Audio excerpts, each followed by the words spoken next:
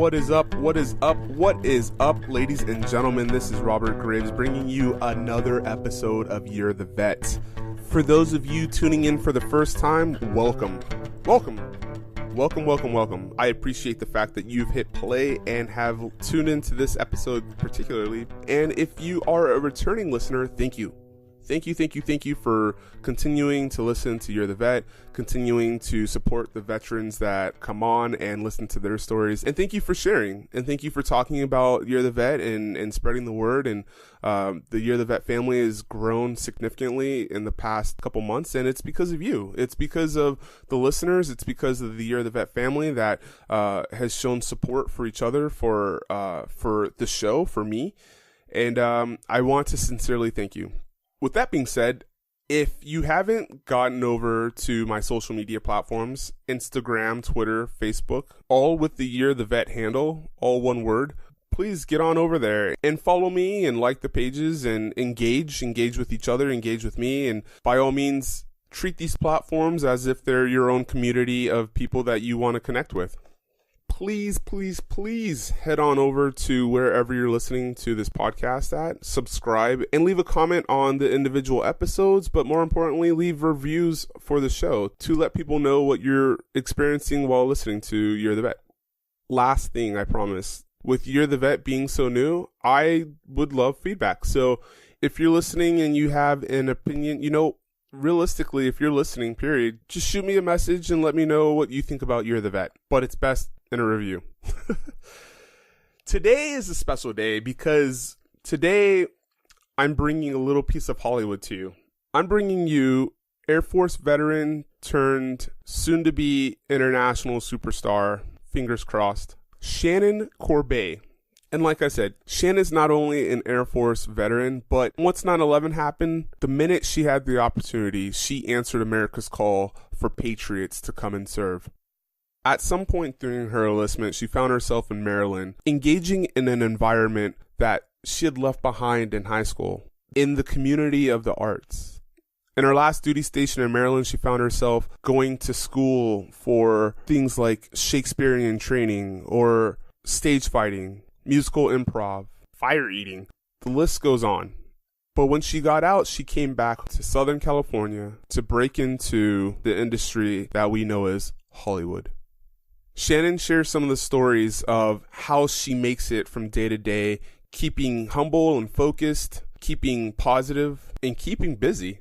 Shannon shares tips on what it takes to be a part of this environment, this lifestyle. Unfortunately, I did not find all the secrets of how to get your foot in the door because there's just so many questions to ask that revolve around the processes of starting out. But I do feel that through our conversation, anyone who's looking to start a career in the arts, acting, circus performing, theater, whatever it is, I think that we've covered a significant amount to at least get you started and your mindset in the proper direction. But if you do have any extra questions or anything that we didn't talk about, please reach out to Shannon on one of her social media platforms. I'll have all her information in the show notes. Just look for the show notes on whatever podcast platform that you're using to listen to our conversations. Oh, and before we get into this conversation, please head over to pinupsforvets.com. That's pinupsforvets.com and pre-order your 2018 calendar. Shannon will be there for a whole month. Okay, bad joke. There's actually a couple bad jokes, primarily from me in this conversation. So, I won't waste any more of your time, and we'll get right into this conversation with Miss Shannon Corbeil. Okay, so are there any questions for me? No, I think I'm ready to do this. All right, I'm ready to do it too. All right. So, yeah. I do have one question. Is it okay. Corbeil or Corbeil? Or Corbeil. See, I wasn't even close. Like sorbet. Frickin' French, man. Can I swear? Oh yeah. Absolutely. I saw you have other explicit ones, so. The more swearing, the more comfortable I feel. So. Okay, well, fucking A. Yeah. Yeah, Corbeil like sorbet. Corbeil like sorbet. Except we spell it in an unpredictable way. Just, to keep people their toes. It must have been shitty in like grade school. Like Corbeil. Nobody gets it right when they say it the first time, so I'm just used to being like, Corbeil like sorbet. Corbeil like sorbet. Easy to remember. All right. Even though sorbet is gross. Well, everyone hates sorbet. I guess. It's bullshit. Well, I'm vegan, so people are like, for you, the creamy, decadent, dulce de leche, and for you, we have chocolate chip cookie dough. Shannon, we have like a lemon sorbet, and I'm like, what the fuck? Yeah. No. No, but I mean, lemon too, sorbet. Like that guy has. I would like maybe a strawberry sorbet, or what about that like multicolored frozen fruit? Just why don't you just hand me a bag of frozen strawberries? Do I want to eat those? No. Frozen grapes are bomb though. Like I'll chew on some frozen grapes all day. I don't like them. They creep me out. You know what sorbet is like super weirdly gross, but I'm okay with? It's that like multicolor one with like the that's neon. That's sherbet. Oh, isn't it the same shit? No, I guess not. Sherbet is fruit ice cream that's like a blend. I know what you're thinking of. Mm-hmm. It's like there's exactly, a green and an orange and Yeah. a pink one, and they're all blended together. Yeah, the neons. Yeah, exactly. Like a 4-year-old went to that ice cream parlor and then melted his crayons into the vanilla, and you're like, oh, that looks delightful. And they're like, just sell it. It's fine. It's fine. Crayons aren't toxic. They'll be okay. Okay. All right. So Shannon Corbeil like sorbet. Yep. Okay. Cool beans.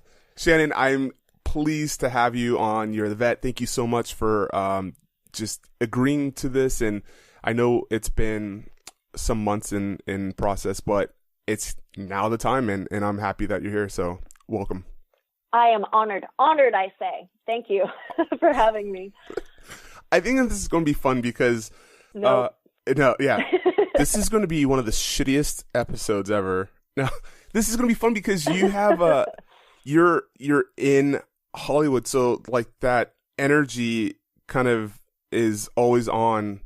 Well, I don't want to say it's always on, but the chaos.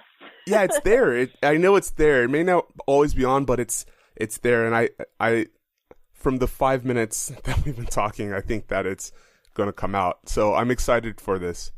I'm excited too. It won't be boring.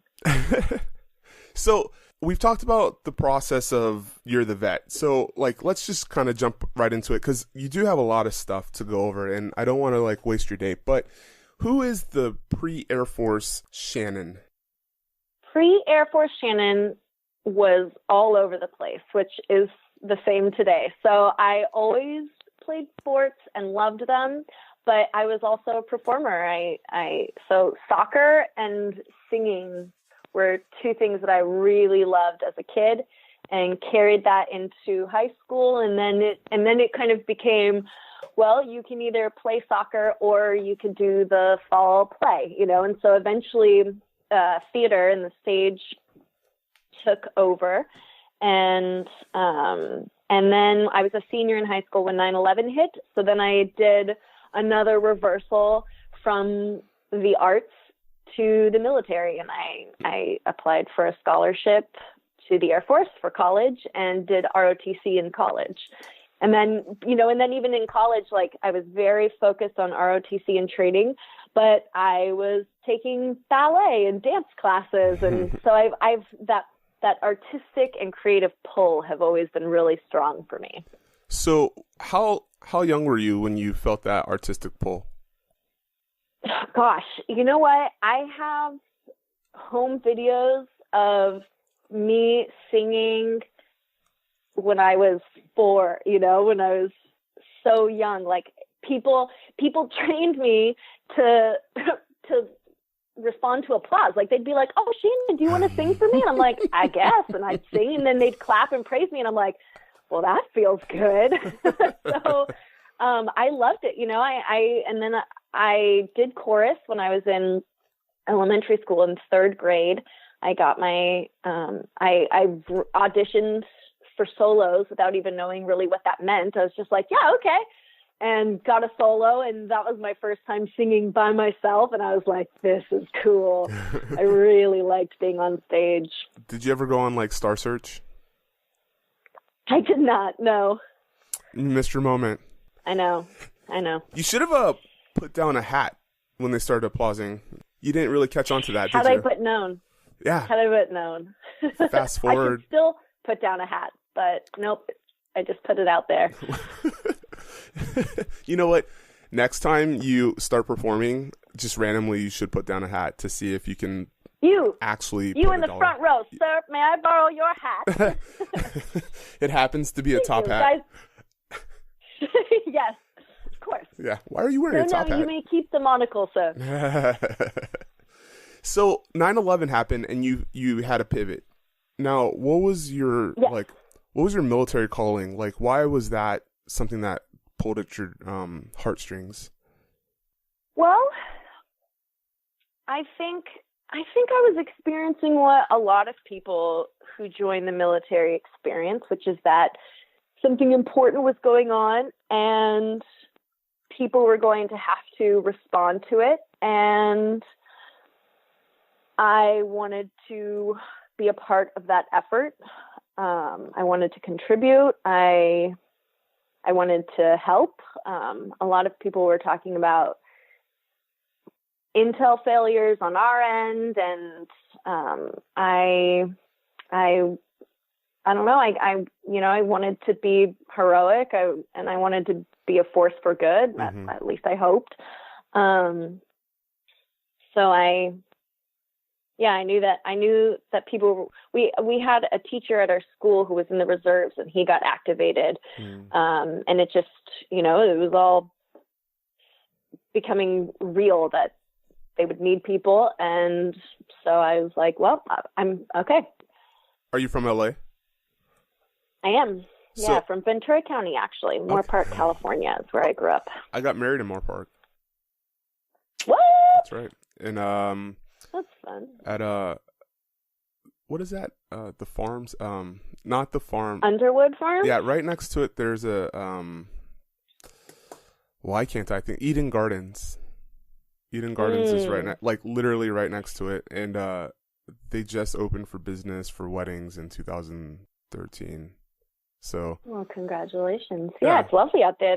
There are a lot of really neat little spots, different nurseries and farms, and I think one country club, maybe.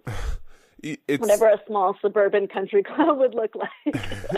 It really is. It's the things there are hidden, like, because you would never know this place is out there. And Underwood Farms is like, I didn't really know that until we have a 3-year-old now, my wife and I, and so we took him out there to go pick his pumpkins last year. I was like, holy crap. Underwood has 2 different locations. The biggest one, the one that most people know about, is the pumpkin patch in the fall. But you can also go a little bit further down the road to pick blueberries to pick your own produce in the during the rest of the year. So it's a neat organization. And then freeze them and eat them, right? I don't know if anybody's gonna get that reference if I don't put that into the podcast itself. I don't like the idea of biting something that's frozen. It gives me the chills, but like the bad chills. Like the idea of somebody biting a popsicle causes me physical pain. I'm wincing right now. I'm like squirming and like breaking out into a sweat just thinking about it. It makes my teeth hurt. It makes just deep into my bones. It's wrong. Inside, you're like, I hate your face, and I hope your teeth break. This is over. This conversation is over. You ever just slap a popsicle out of somebody's hand? Don't do that. Don't eat that. Don't bite into that. It probably would. Any actions that happen after this are not because of me. I just want to put that little notification out there. Anything that happens outside of this conversation from Shannon because of me is not because of me. If anybody hears this conversation and then bites a popsicle in front of me, guess what? You're on the list. You're on the list. I've always wanted to slap someone, so... maybe one day I'll get my chance. I used to say, well, I still say, I've always wanted to open hand slap another man, and like with no repercussions though. Like we don't get into a fight afterwards. I just want to slap him. Nice. I don't know if that'll ever happen. Yeah.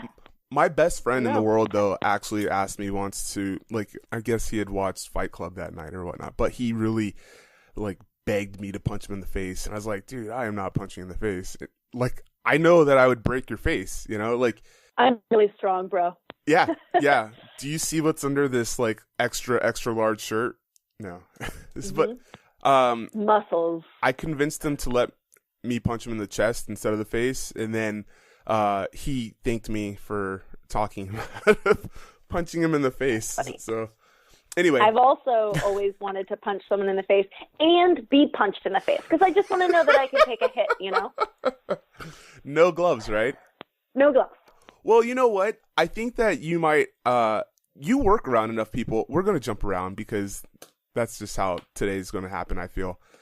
You work around the exact type of people that would probably take you up on that if you begged them enough, or like on a long enough night, right? Because you work at We Are the Mighty, and We Are the Mighty. I work at We Are the Mighty. That's right. And it's just this big veteran club of media source, right? Like, can you explain what We Are the Mighty is and what you do there? Yeah, We Are the Mighty is an online entertainment site that is built around the military community. So we provide news stories, entertainment videos.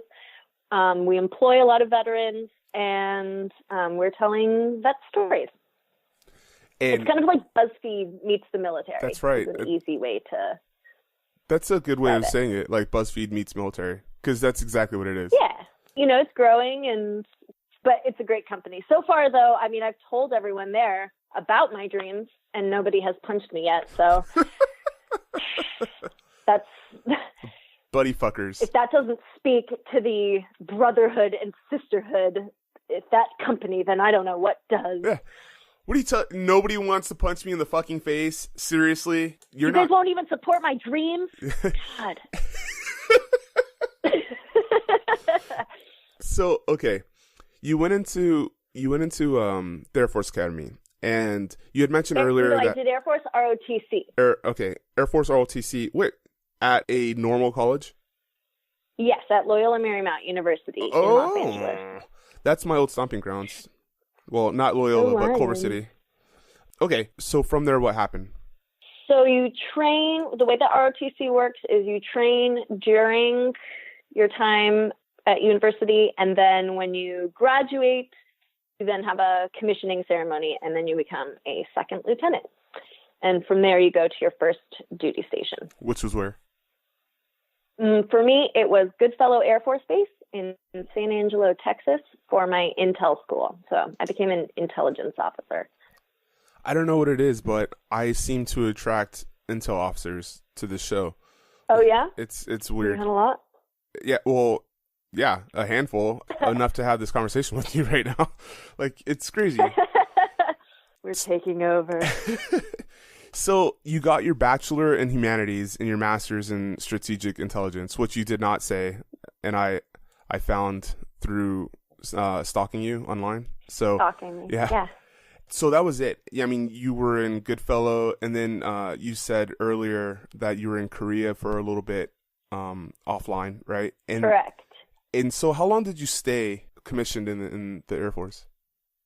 I was active duty for just over 4 years. Okay. So I fulfilled my service commitment. I stayed in for an extra 3 months because for ROTC commissioned officers, we accrue GI Bill starting the day after your service commitment is done, because like they give you 1 degree when you're at ROTC, and then the next one you have to do another amount of time. So after 3 months, you get 40% of the GI Bill for your next degree if you want it. And I was like, why not? I got 3 months in me. Oh, so those 3 months gave you 40% that you can use right now? Yeah, so if I want to go back to school, I would get 40% of GI Bill benefits. Gotcha. Okay. At what point did you realize that like you did not want to make this a career? That happened. I started to get pretty frustrated about the mindset of we do things a certain way because we do them a certain way, instead of we do things a certain way because it's the smart way to do it, or it's the best way to do it. Mm-hmm. So there was a shut up and color element that I really didn't like. I will do things that I don't want to do if you can explain to me why I have to do them. But if it's just because it's the way it's done, and it's not the most efficient way or effective way, or it's not taking care of people, I like, it jars with my whole sense of justice in the world. And this started happening over and over and over, especially as an officer, even like as a CGO, a company grade officer, I didn't have very much power, but I was still, had the responsibility of taking care of like the enlisted personnel that I was supervising, and people would tell me to do things or order my people to do things that didn't make any sense. It drove me crazy. Yeah. Yeah. And I just started losing the will to fight that system over time. And so, and simultaneously that creative call was always there, and I always missed it. And every time a new movie would be announced, I would feel left out. And I'm like, I think that's always going to drive me crazy until I go for it. So what was the very first move to go for it? I was on the East Coast. So after Korea, I went to Fort Meade in Maryland, and there's a little bit of an acting community out there. In Maryland? So I joined.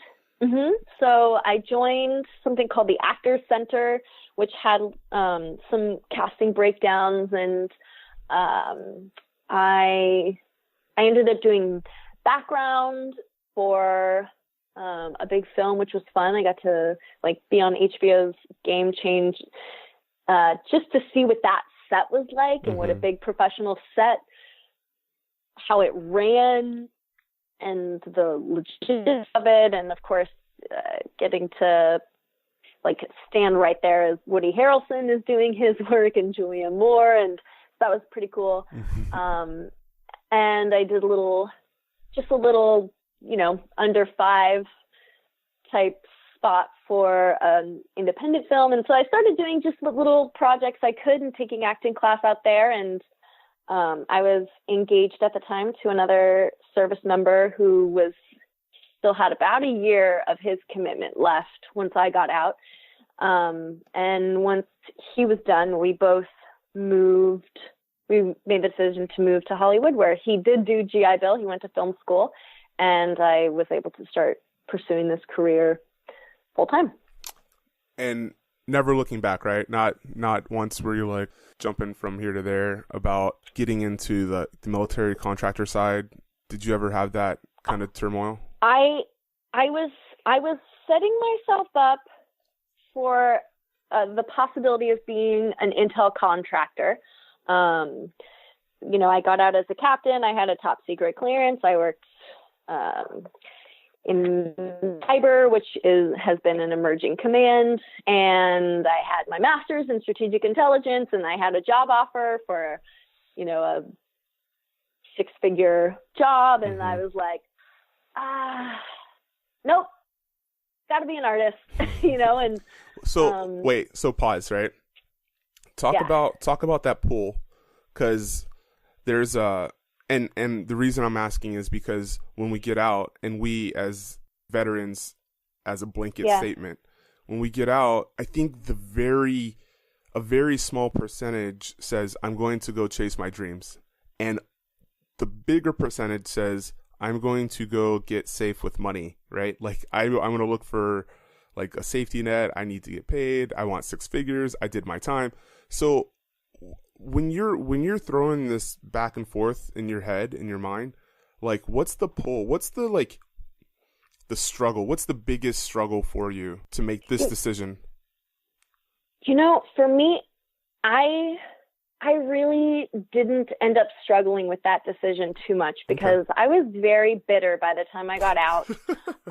Yeah. I had an injury that was injured for years and just struggled so long to get TRICARE to fix it. And I wasn't able to deploy, which made me feel like I wasn't shouldering my share of the burden. I mean, I was, and then my body hurt. And so I was really, really frustrated, and I was feeling really crappy by the time I got out. And I was like, you know, I made like captain's pay, lieutenant pay. All of it is, I live a very modest lifestyle, you know, like I don't need a lot of money to survive, and I was making a good amount of money and it wasn't making me happy. So I knew that I was one qualified where if at any point I wanted to go and get a 9-to-5 job as a contractor, that I could.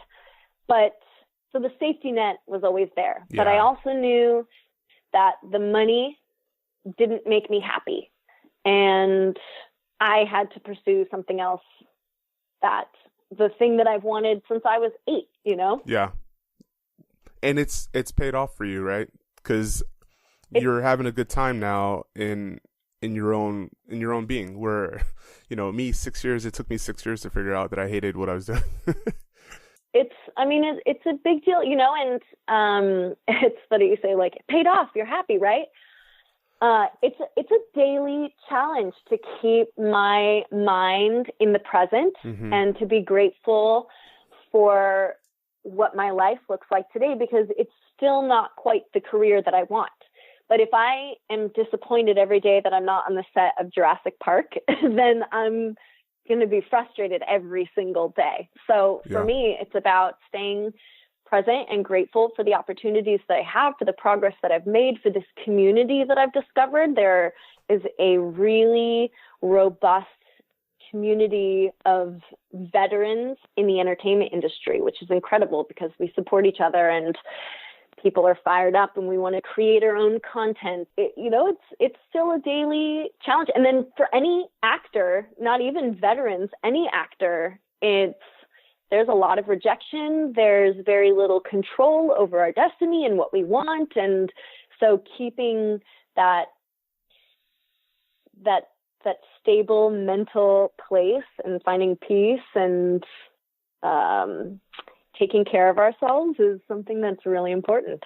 So how do you find, what's your routine? Do you have a routine, or is it as it comes? I sort of have a routine, and I like routine, so I've been trying to stick to it.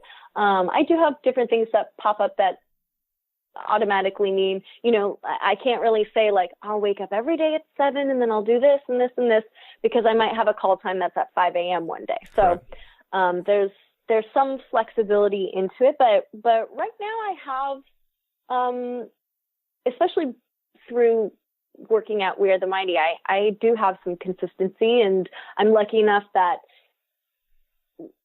we say WADM as for short. WADM is really understanding and supportive of this career, and so they give me the flexibility to go for auditions or to take a day to shoot and working out. Well, what's your process for keeping present and grateful? I have a gratitude journal, and so every day I write down the things that I'm grateful for, and a lot of the times it's something like waking up without an alarm, drinking tea, cuddling with my cat. It was overcast this morning, so going for a walk without the full, you know, like in gentle weather is something that I'm really grateful for. And I have to stick to that, you know. For me, also getting into nature is really important. So I really like walking outdoors, and I like hiking. And I also practice yoga. And I start to become a person that I don't like if I don't practice yoga. Yeah. And so that means giving myself the space to do those things. Gotcha. And I think I'm asking because I work in behavior modification, right? I'm a peak performance consultant, basically, long story short.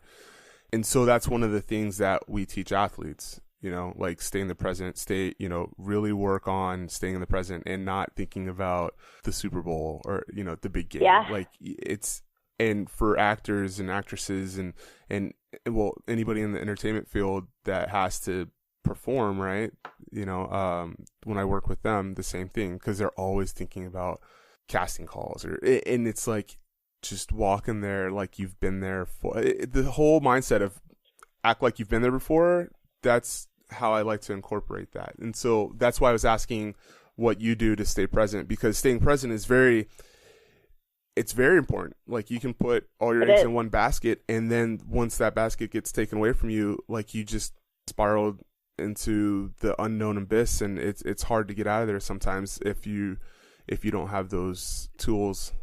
And that's why I was asking, essentially. Yeah, I've always joked, my ex-fiance, who is still a very dear friend to me and important person in my life, we used to laugh because he is so easygoing about things, and he's like, yeah, I guess I'll go to school. Yeah, I guess I'll do this. And he's just very successful all the time. Whereas I anguish over things, and I'm like, you have no idea what it's like to have a dream. It's the worst, because in a lot of ways, it feels like suffering to want, and that's, this, if you look at Eastern and spiritual texts, suffering comes from attachment or, the stirrings of the mind, and it's all about stillness and letting go of attachment. And it's so true.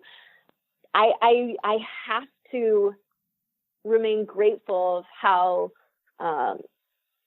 lucky I am to have grown up in where I did and to have been supported when I went to the military, and what I received from the military. It financially set me up so that I could take some risks out here with this career. And I am poised right now to be able to pursue this ridiculous dream of wanting to be an actor in film. It's so challenging to break into it. How do you think that your education and your military service prepped you for it? For college, my college education was really about the experience of it, being out in the world, and transitioning into adulthood. And I also, I was at an incredible detachment under wonderful leadership. And so I was learning to be an officer, and that instilled a lot of confidence for myself. And then active duty kind of, in some ways, broke down that confidence, and in other ways helped reinforce it. Yeah.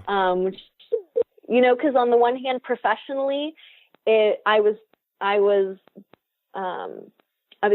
doing a career that was allowing me to grow and was giving me insight into how businesses are run and how leadership, as a flight commander, learning how to manage and supervise people and projects, all of that reinforced within me. If you make a checklist and then you stick to the checklist and then you delegate to the people who, have the skills, then you can accomplish something. And so that's something that I took out of it. And I also, our senior year of college, we had a finance officer in ROTC who was wonderful, but he came to us and he said, this is how you invest your money, and you're not going to be stupid with your money, and you're not going to buy stupid things with your money. You're going to invest your money, and this is how you invest your money. And I was like, okay, so you want me to invest my money? And I took those lessons, and I am very grateful for them because I did. Invested in black. Nope. Oh, no. And so I'm lucky enough to have savings, you know, where a lot of people have student loans still. I have people that went to college the same age as me and have student loans. And luckily I had no loans because of the military. And I learned how to invest, and I, again, lived pretty modestly, especially in Los Angeles. Like I really only need $2,000 to survive. And like, there are people who are paying more than that for 1-bedroom apartments. Yeah. Yeah. I was just having a conversation with somebody, that spent a lot of time in New York. And I was like, man, I would love to live in New York for, I don't know, like 4 years. And, we got into the conversation about how crazy expensive it is in New York. And I said, well, we live in Los Angeles. They're like, no, you don't even understand. It's even more expensive in New York. I was like, huh, like, yeah, I've heard. I can't imagine. I can't imagine the end of that story. Anyway, so in Maryland, you really kind of found this environment that you really started vibing with, and then you started getting busy and taking classes. And I was looking at your resume, right? Which I had to go on VFT to find, because there's nothing on you on LinkedIn. And so my LinkedIn is a really shameful, it's shameful right now. And you know what? I'm pretty sure we have a directive in We Are the Mighty. They want me to flesh that out. It's on the to-do list. On your checklist? Yes. Well, Add it. I had it. Yeah. You're adding it right now. No, I didn't know about the VFT, which is the Veterans of Film and Television site, until like a week prior to me doing my research on you. But I saw that you have training in musical improv, Shakespeare. You've got training in swordplay.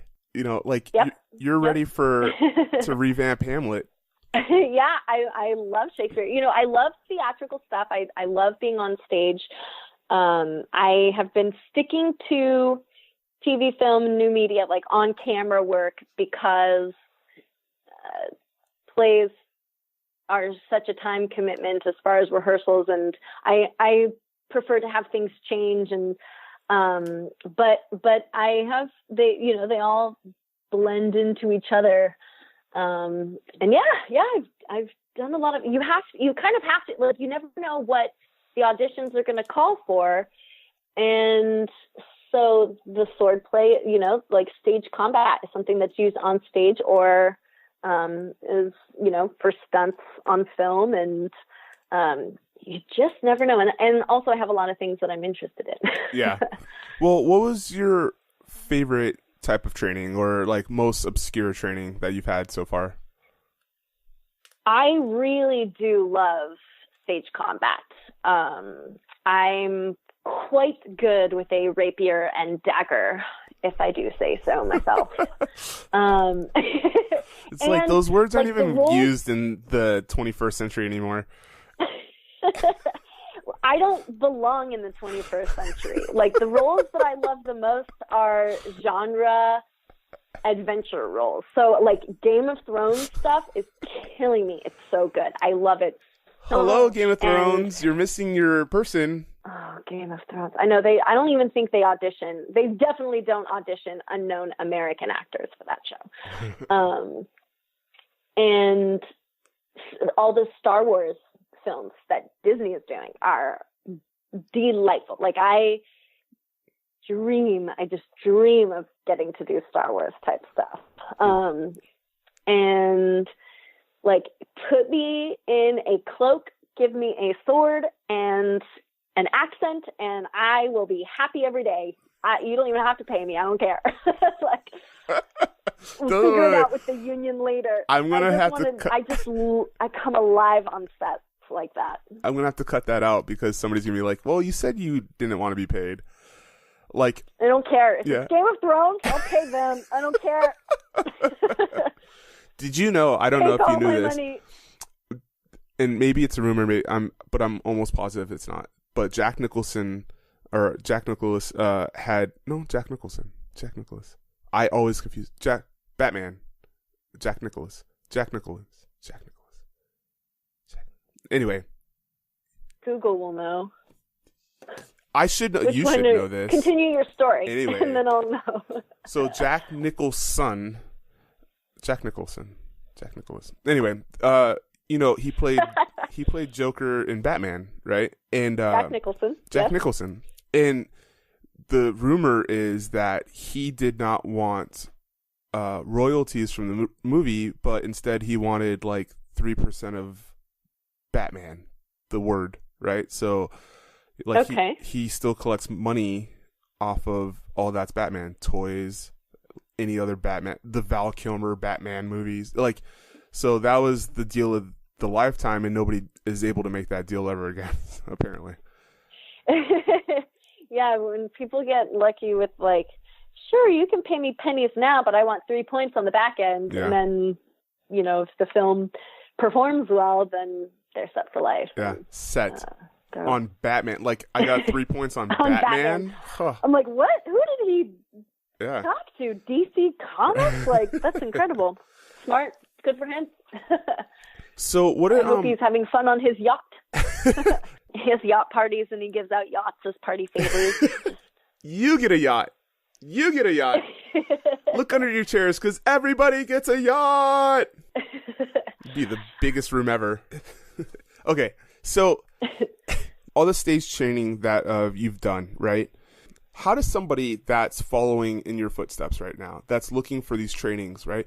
How can they pull quality versus accessibility? Because there's so many people, especially here in Los Angeles, there's so many classes here in Los Angeles, right? Speech class, singing class, vocal class.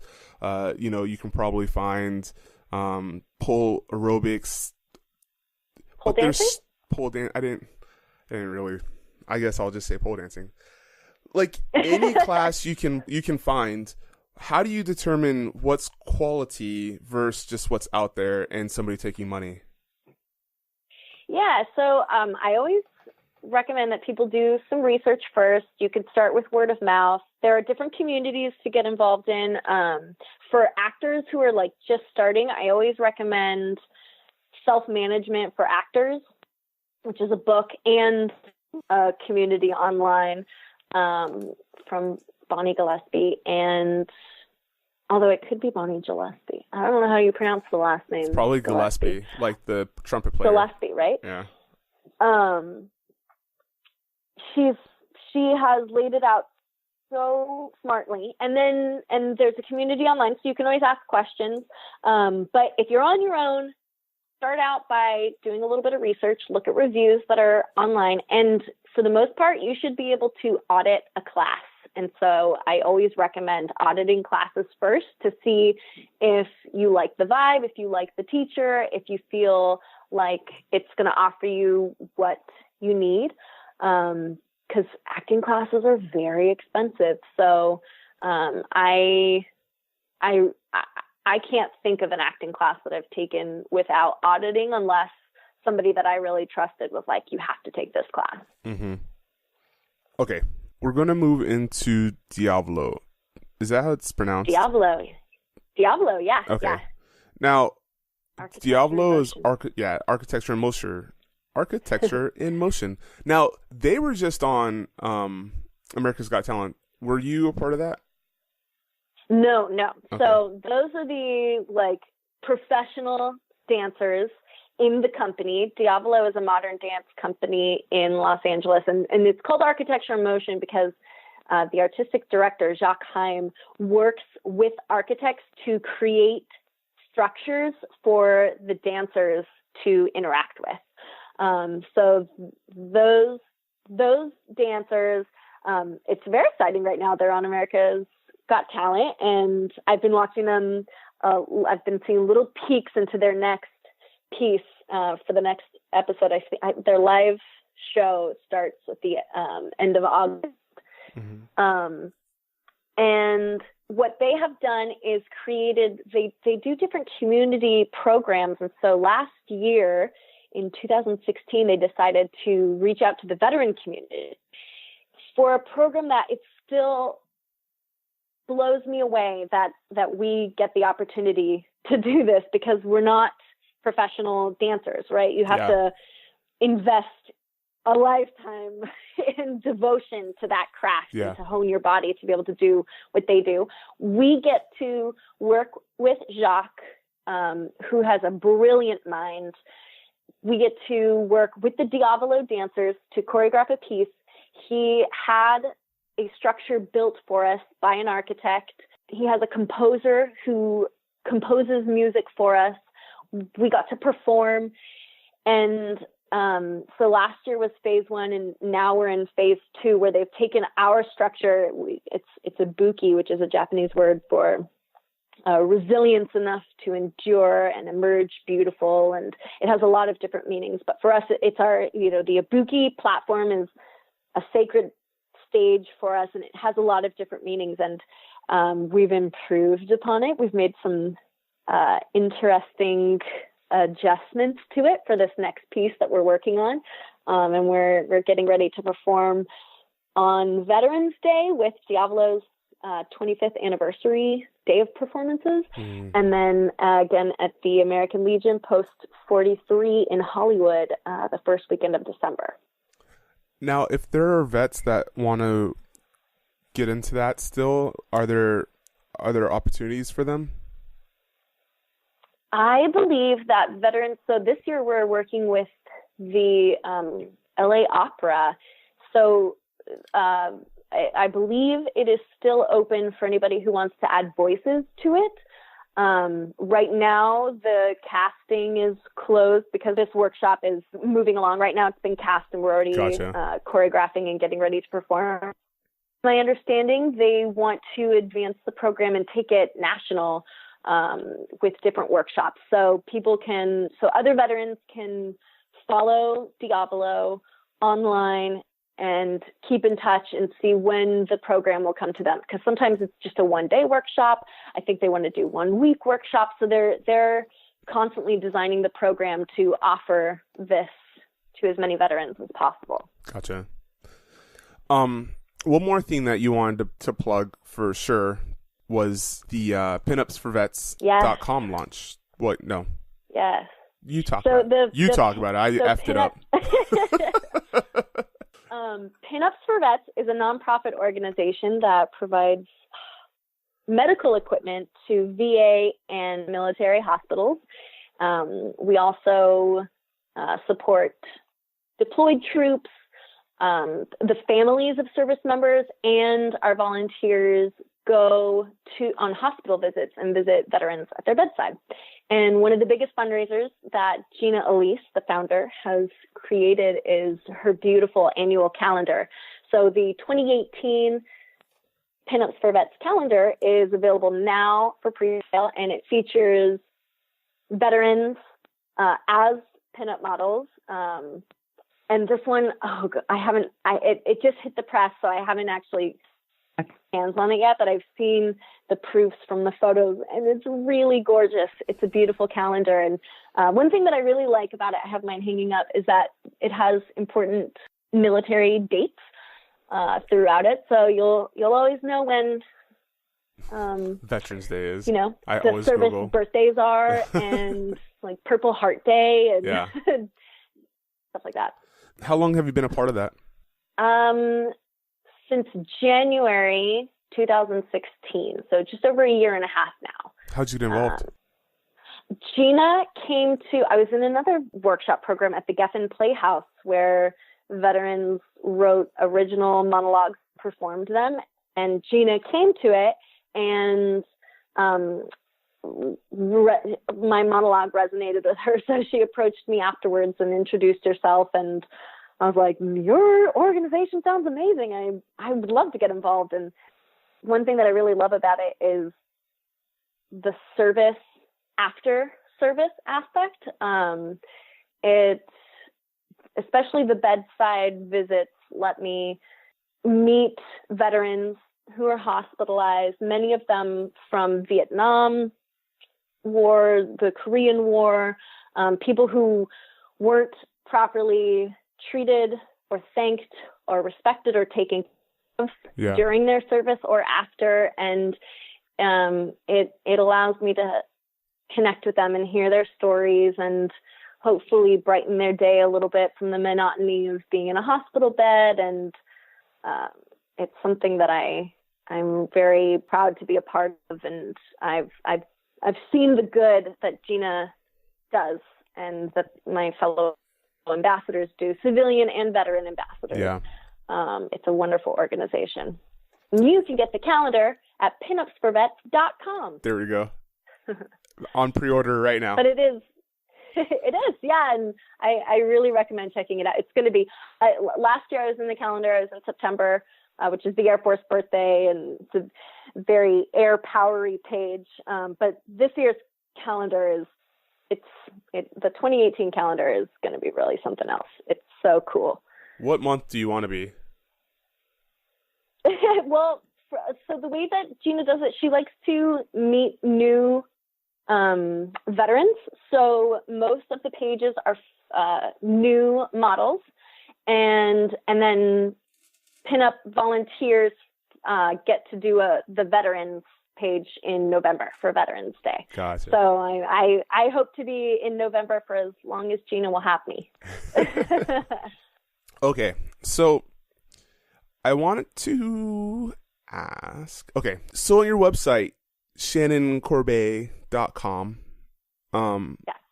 you describe yourself as a friendly, natural, and earthy girl next door who can play a roommate, bridesmaid, or a young wife, and I want to be your best friend. Let's have a breakthrough right here. So why I brought that up, right, is that you put into the acting universe that you want to be a supporting actress, right? What's your ultimate dream role? Because you're talking about Star Wars and the next Jurassic Park, and to kind of pigeonhole yourself, don't you like? I don't know what the question. Where the question is. Let's talk about branding. Let's talk about branding. Let's talk about branding. So branding is something like that has been quite challenging for me. And so I have a two-pronged approach to my acting career. Plan A is the traditional route where I audition, I have an agent, I audition for shows, and I need to build up my resume with co-star roles and then guest star roles and then recurring roles and put in my dues and work my way up. Mm-hmm. Part B is I have been learning how to create content. So I can write my own films, I can direct them, I can produce them, I can shoot and edit them if I have to, and then I get to choose whatever roles I want to play in the world, right? But for Plan A, I've been working really hard to assess what my essence is when I walk into the room, what would make me the easiest to cast, where people have to use as little imagination as possible. Mm-hmm. And so I have spent some time asking there are different branding workshops. The SAG-AFTRA Foundation has a wonderful one taught by Dennis Baker, where I've been in a few times with different looks and to see what consistently strangers think of me when they first meet me, because the casting directors are going to be strangers when they first see me. How do they see me? Yeah. And then what roles exist, what TV shows are casting those roles, and not only that, but which shows are shooting here in Los Angeles, which ones have 22 episodes a season versus the 10 or 12 that are on something like HBO.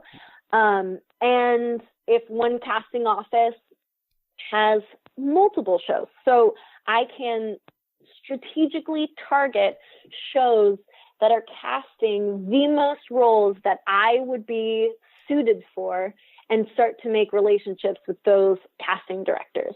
And so through all of that work, that's where I come up with the friendly, earthy, natural, the girl next door, because those are the type of co-star roles that I am most likely to land right now. Even though I have a military background, I have kind of an innocent looking face. And so people are surprised when they hear that I've been in the military. And so they don't necessarily see me that way, and that's something that as veterans, we're all working to change. Mm-hmm. We look like everyone else. Yeah. We literally look like everyone else. But for now, that's something to help guide casting Gotcha. towards. Now, I go back and forth on this all the time because you're right. I want to be a Jedi or a vampire or being chased by dinosaurs. And so in heels. No, hope not. So I've been working really hard to think of, well, because it's also more challenging from a production standpoint to shoot a Star Wars short film, like it doesn't even have to be Star Wars, but any type of piece that has something supernatural to it, or that takes place in a different timeline or universe or whatever it is, that's harder to produce when I'm making a short film, and so then it's the constant balance of, well, what can I create so that I can work on my craft? Correct. And how can I elevate it to a different level, and that's been a creative thing that I have been challenging myself with. Like, all right, well, I want to be in Game of Thrones. I don't have any castles right now that I can shoot in. What is available to me, And so then it's like, well, what about a field? People are out in a field, and then I just need a costume and the right script. And so it's a challenge. Yeah. Yeah. Now, you were talking about if you're not out there paying your dues, you're out there creating your own content. And I've seen some of your short films. And one of them I want to bring up is, which version of the character do you find yourself relating to best in Think of Something? And if you want to watch any of Shannon's shorts, you just have to go to shannoncorbeil.com or Vimeo or anywhere that has video, and just type her name in and something will pop up. There's a lot of random stuff out there. Think of Something was fun. That was written by Matt Pierce. And I love making films with him because he's like me, where he enjoys sci-fi or fantasy adventure, but he also knows how to use After Effects, so he can actually create stuff like that. And we also both like he always says, from like a Star Trek influence, he doesn't believe in the no-win situation like Captain Kirk. So we like hero stories where they figure it out and have a happy ending, sometimes. Actually, I think each time we've done a project, the hero figures out a way. And so that was something that I liked for this little short. And in this little short, you're getting shot at, and then you run behind a rock, and then your colleague won't drop bombs on whoever's shooting at you because I guess they're too close. But you had forgotten you needed a piece of equipment you had dropped, and then he's like, "Well, think of something," and you pull out this this generic phone which has an Apple like program on there that holograms you singing karaoke. Yes. And then you go and get your piece and then like save the day. And I'm sitting here watching it, and nothing's coming to mind except for, well, which person does she relate best to? This like person who finds themselves in trouble and is a quick thinker, or this like karaoke superstar singing like I Touch Myself? The answer for me has always been both. Both of those, like, I shift based on what situation I'm in. I can be very professional and proper, and then I can be very goofy, playful, inappropriate. I kind of split myself into whichever the situation demands. And that was the same thing with the military, is that like Captain Corbeil, I can turn her on anytime I need to when I'm taking something seriously and I want to accomplish an objective. But I also like to tell inappropriate jokes, and I don't know. I don't have a problem with embarrassing myself on stage. What's your favorite inappropriate joke? So, like an inappropriate. I have a joke that I love and hate so much. I think it's so funny, but it goes against all of the things that I believe in. Do you want to hear it? I do. It will take approximately 2 minutes. I do, but because I'm a bad joke teller sometimes. I have one go-to joke that I can tell really well, but the rest, like, I'll fuck up the see, I'm fucking it up right now. Punchline? The punchline. So I have two go-to jokes. I have the short one and the long one, and well, I don't want anybody to listen and be like, "Oh, she's a horrible joke teller." I can tell this joke. Okay. I just hate it, but I love it. Then the floor is yours, Shannon. Okay, so this guy and his buddy want to go hunting, and he's like, "Oh my God, well, we should go where I used to shoot with my dad. It's great." They drive out there and they see that now people own the property, and they've got a farm and stuff. And he's like, "Well, you know what? I'm just going to go up there. I'll just ask permission to hunt on their land. And I bet they let us, So he leaves his friend and he goes up to the door and he's like, "Hey there, my dad and I used to hunt out here. I was wondering if my buddy and I can hunt on your land." And, the woman's like, "You know what? Yes, you can, but I need you to do something for me. We have our cow. She's so sweet. She feels like a pet to us. But we need to slaughter her and we just can't bring ourselves to do it. So if you shoot our cow, then you can hunt on our land." And he's like, "That sounds fair." So he's walking back to his friend and he decides he's going to have a little bit of fun, So he's like, "Man, those assholes won't let me hunt on their land. I'm going to shoot their cow," and he walks off chuckling to himself, shoots the cow, and hears two other shots go off. And he comes back and his buddy comes running around from the side of the barn and he's like, "I got the dog and the cat too. Let's get the fuck out of here." I hate it so much because they hurt animals, but God damn it, that kills me.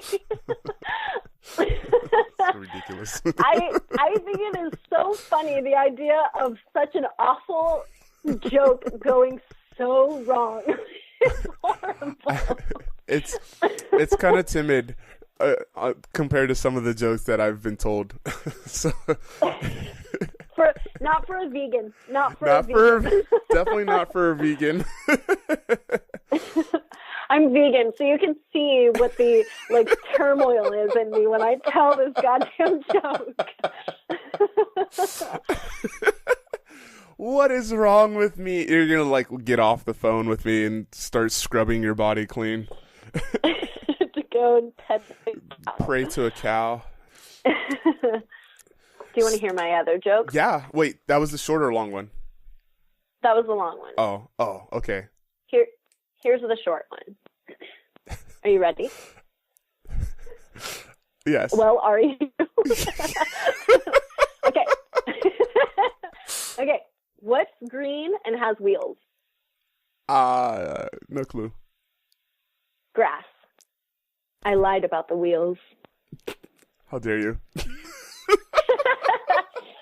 When I was a cadet and they were doing bearing tests for us, they made the guy next to me tell a joke, and that's the one he told, and I just lost my shit, and I never ever got it back. I've never been able to keep my bearings.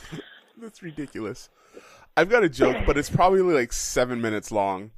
Well, that's way too long. See, and the thing is, I ruined the joke by telling you it's 7 minutes long. Especially for someone who can't even deliver a punchline. Well, this is the go-to, and I ruined it. I can't tell it now. Because, so the premise is I tell a really bad joke, but they're all three jokes are connected in some way, right? So I tell one really bad joke, and people are like, "Oh, that was a horrible joke," and I might get explaining the joke. Yeah, to me. I'm explaining. I'm not going to tell. I'm not going to tell it because I've already ruined it by saying it's a 7-minute long joke, but it's not really sad. It's however long you make it, right? I wish I didn't tell. I wish I could rewind time and just tell you the joke. Well, the beauty of editing is that theoretically you could. Okay. It's ruined for me, but for our audience, there's hope. Okay. We'll just tell the joke. I have a joke. Okay. Okay, I'm ready. All right, you ready? Don't fuck up the punchline. Okay.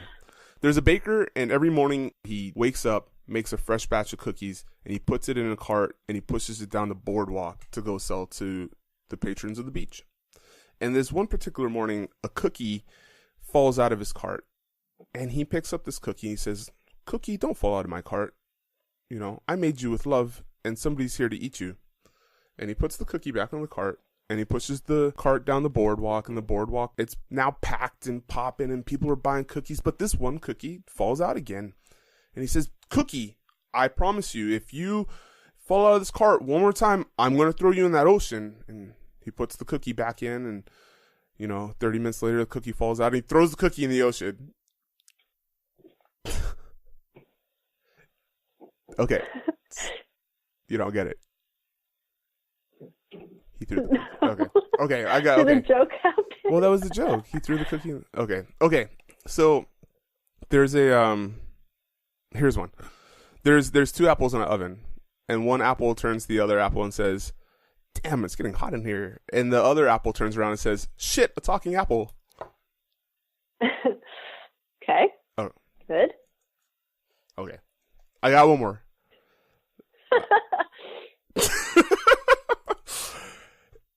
You should see my face right now. Okay. I'm along for the ride. Okay. Okay. So there's this guy. This guy and this lady have been dating for, I don't know, 4 years, right? It's been a long time, and he's finally saved up enough money to buy the perfect ring, and he's just planned this perfect day out. And so the end of the day comes around, the sunset, and they're standing on a pier talking about how great things are. And all of a sudden, this guy drops to one knee and pulls out the biggest ring this lady's ever seen. And she gets so excited, she knocks this ring right out of his hand. The ring fell between the cracks of the wood. And he's like, "Oh, hold on, I'll be right back, because we got to do this right." So he runs down the stairs, goes to grab this ring, and this big fish comes and eats this ring, right? And he's like, "Fuck." He goes back to his soon-to-be fiance. He's like, "We got to do this right. I'm sorry, a big fish just ate your ring, and I can't do this without the ring." So some months pass. He plays it safe. He buys a ring with like 3 or 4 months' pay. They go and eat at this restaurant. Wine, candlelight. The waiter comes and brings the food. Puts this big plate of lasagna in front of him. She eats the bass. She cuts into her fish, and what does she find?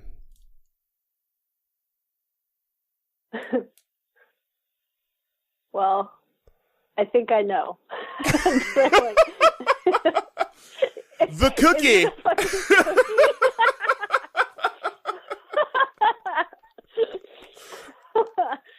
That's funny. First I'm like, "Oh, the ring," and then I'm like, Yes. it's gonna be that soggy, It's the cookie. stubborn little cookie. See, I wish I hadn't said anything earlier, but yeah. That one, I swear, when I heard that, it killed me. It killed me. Yeah, that's funny. It killed me. That was shit. I heard that as a junior in high school. Like, how, 1990, 1998, I heard that. It's a good throwback. It's a good throwback. It's a good throwback. When you're telling it, a callback. People were like, the first 2 jokes, people were like, "Okay, I really don't want to hear a third joke." Like, I really don't want to hear this joke.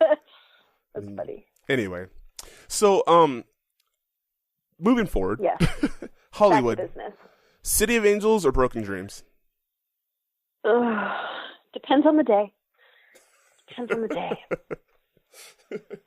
I wouldn't choose to live here if I wasn't pursuing this career. It feels very frantic here. People are so aggressive. Mm-hmm. I need nature. I like less, fewer humans than I like to be around as few humans as possible. But this is where the industry is, and there's something really exciting about that. The artistic energy is high. Everywhere you go, somebody is painting or there's a dance class happening, and you've got people guerrilla style shooting in the streets, Yeah. So that is something that's very cool. Yeah. More and more now, I mean, too. when you look up, the Hollywood sign is there, you know, and Yeah. so that's not a reminder that you're where I'm where I need to be to make these dreams happen. They haven't happened yet. Doesn't mean they're broken yet, but I definitely laugh about how fucking ridiculous they are. Yeah. What would you tell vets who are struggling to find themselves today? I think it's important to connect with other people and to reach out to each other and to help one another and to find that community, whatever that is, you know, and that's for veterans, because the military, I always say at a minimum, the military is a mind fuck. And for so many people, it's much more traumatic than that. Some people, you know, just love it and they're fine. But no matter what, when there's war, when there's life and death, and then aspirations, you know, like the idea of duty, honor, heroism, all attached to it.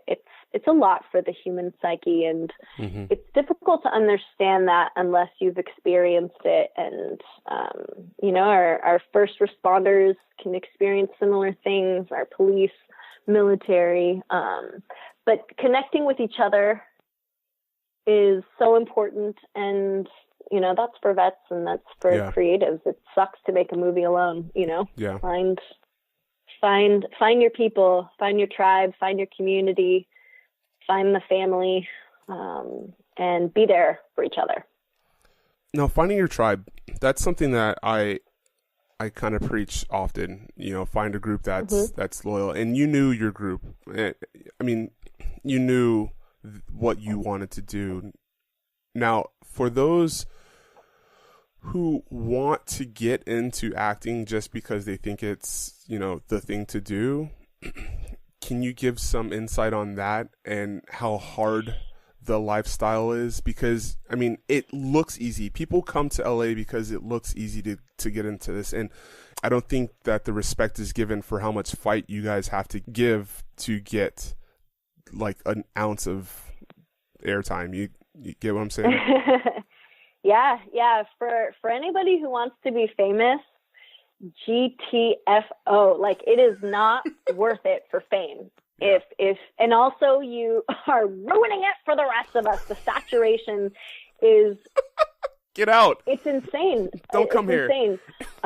You know, I've cast short films that pay so little, and for a female part, I'll get 2,000 submissions for a tiny spot, you know? Yeah. The competition is fierce. And if you don't love the work, if you don't love being on set, if you don't love auditions, if you don't love the creativity of it, it will be miserable, you know? And it's not worth it to be miserable. Why would you want to do something that makes you miserable, you know? Yeah.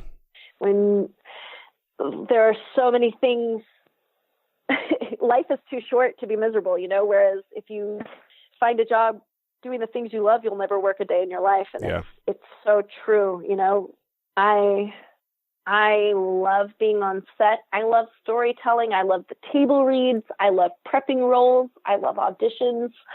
I love it. And so even when it's something small, even when it's just a photo shoot, you know, for social media, I just love it. It's so fun for me. And so that makes the struggle and the strife and the existential anguish all worth it, you know, and this faith in myself that, by God, if I have to raise X amount of dollars, you know, $100,000, $251,000 and shoot my own feature film, then I will, you know, like this is a career that I love and I may never be like, acting is a weird thing because unlike other positions where you might love the career, like acting is for an audience. And we have this as a society, this fascination with celebrities. And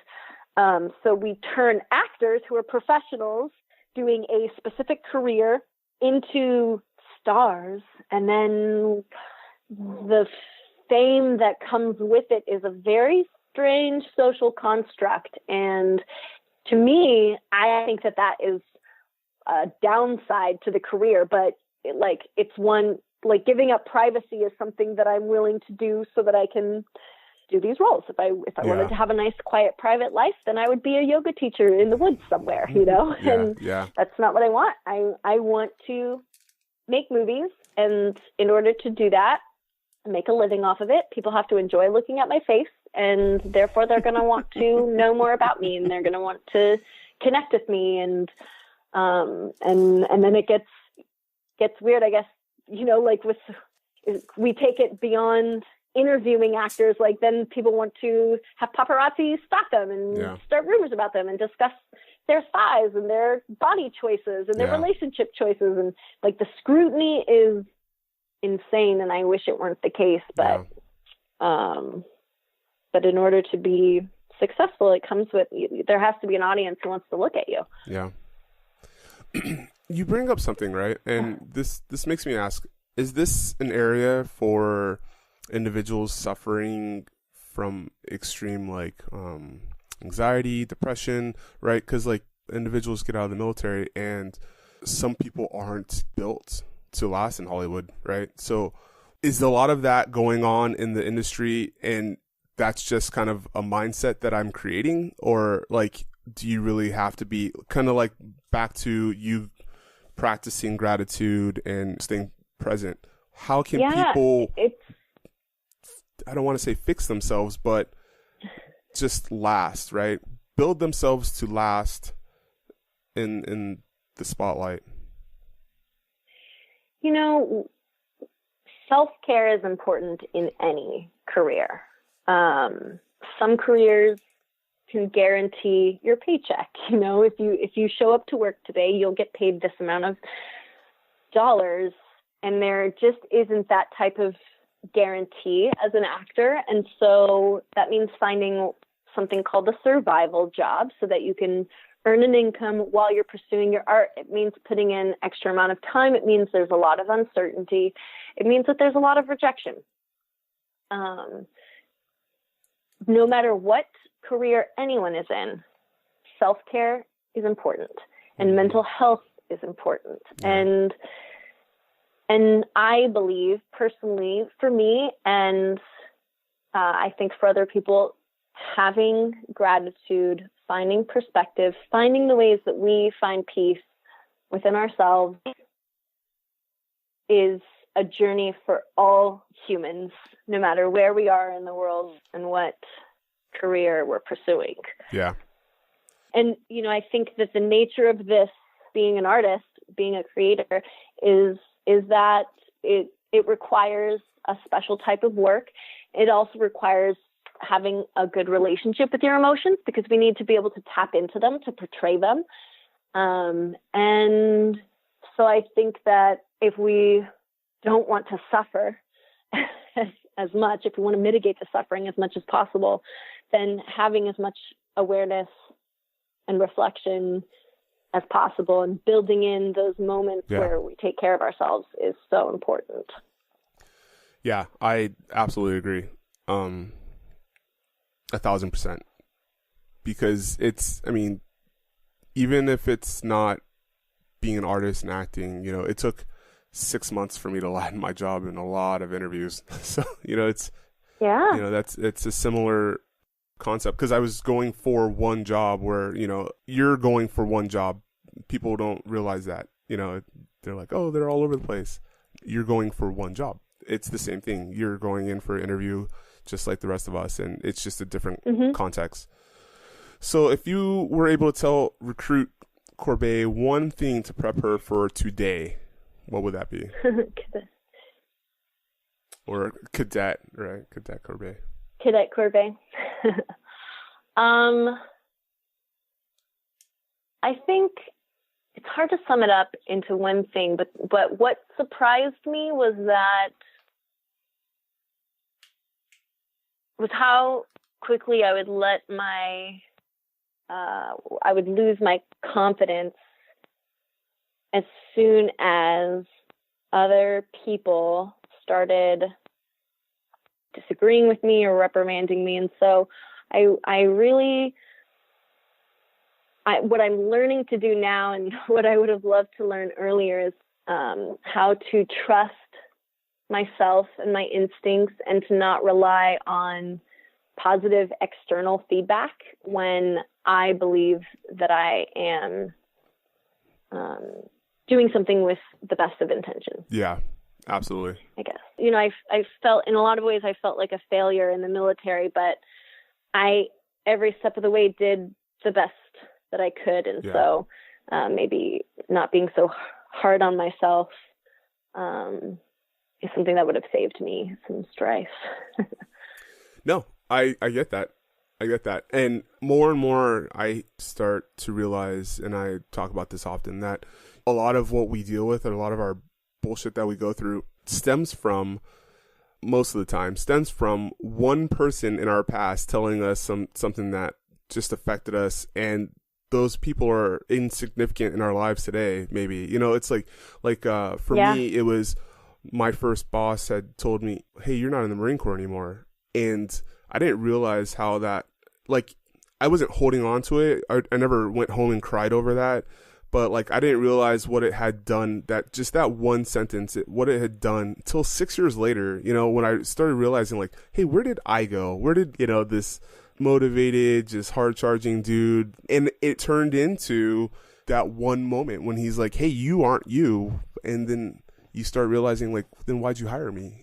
Why'd you hire a Marine if you didn't want a Marine? So anyway, the same thing for relationships. People get in these relationships and they leave them beat up. They got into it superwoman, and then they leave beat up, and they're like, where's that superwoman I once was? And it always turns into one thing one person said way back when that just broke down confidence or emotional barriers.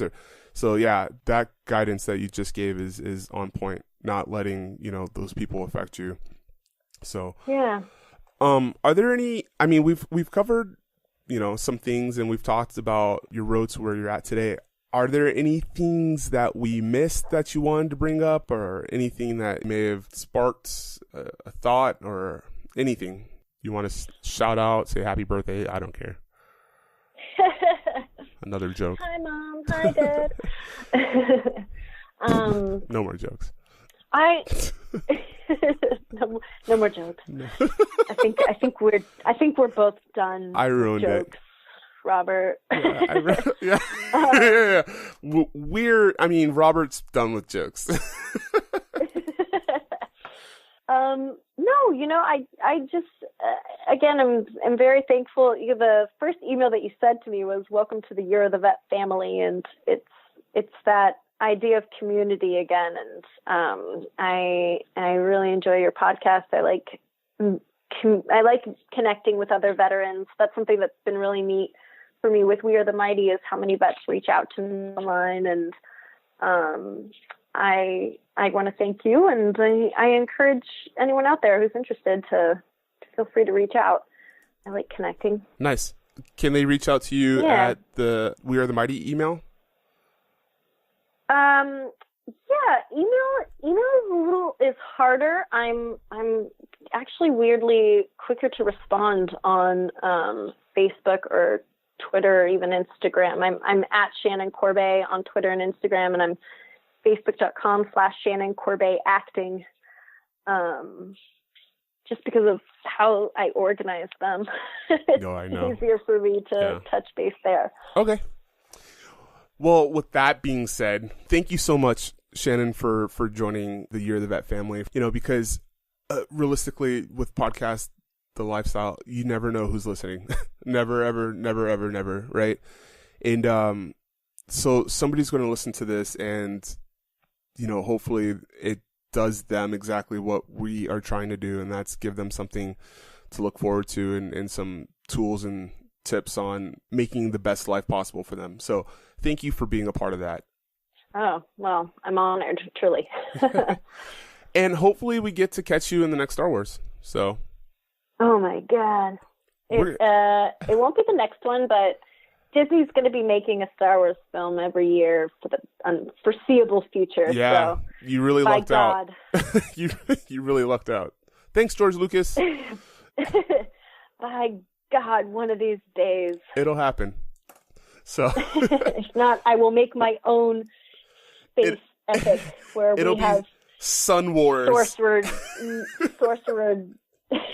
ninjas, our own blades. Ninja Star Pirates. Oh my God, I'm gonna be a ninja star pirate. Writing that down because that is my new script. I want a producer credit. Thank you very much. You can have creator credit. You can have 3 points on the back end. I don't care if it's a B movie. I'll take it. All right.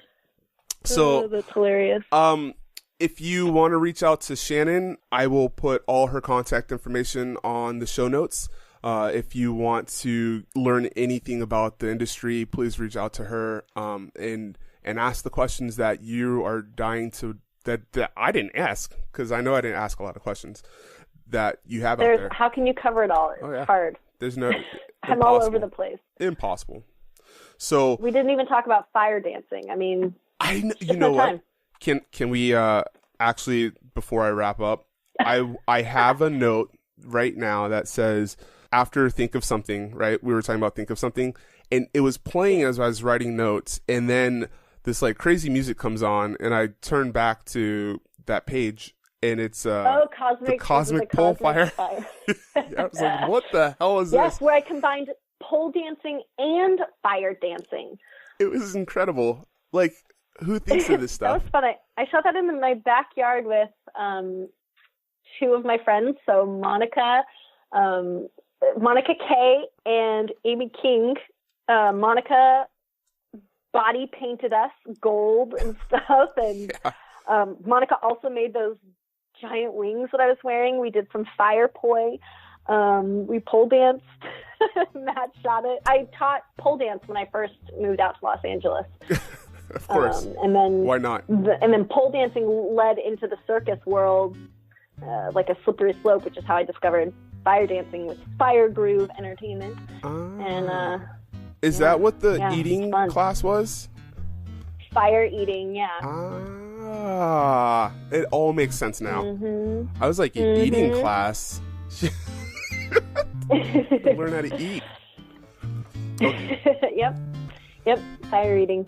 So, if you've stuck with us this hour and a half, if you've stuck with us this whole time, thank you so much. And reach out again. Oh my God. Yeah, reach out to Shannon and tune in for the next episode of You're the Vet. Thanks. Huzzah! Huzzah!